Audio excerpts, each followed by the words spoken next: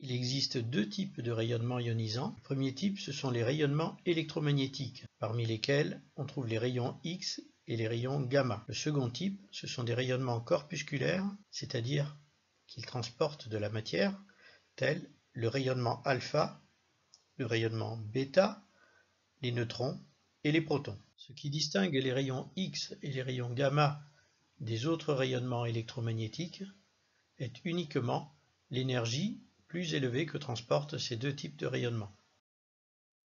Contrairement à une idée largement répandue, les rayons gamma ne sont pas plus énergétiques que les rayons X.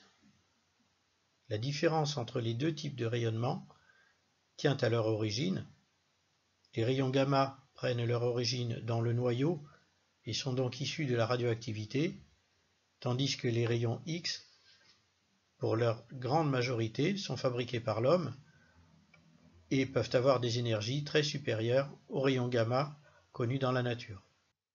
Parmi la large gamme de rayonnements électromagnétiques qui nous entourent, seul le rayonnement visible est détectable par l'homme. Comme on peut le voir sur ce schéma, il ne représente qu'une toute petite partie du spectre des rayonnements électromagnétiques. En ce qui concerne les rayonnements corpusculaires qui nous entourent, en particulier les rayonnements alpha et bêta, ils proviennent essentiellement du rayonnement cosmique venu de l'espace et du rayonnement tellurique qui est lié à la radioactivité naturelle de certains sols.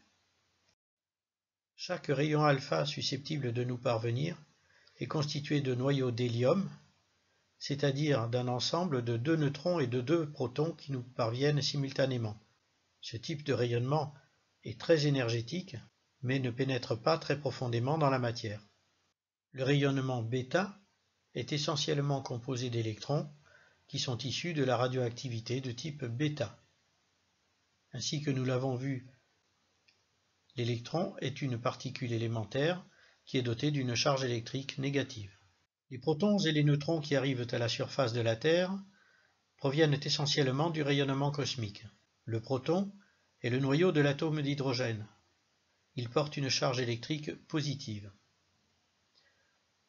Le neutron possède des dimensions et une masse qui sont très proches de celles du proton. Sa seule différence avec le proton est que lui ne porte pas de charge électrique.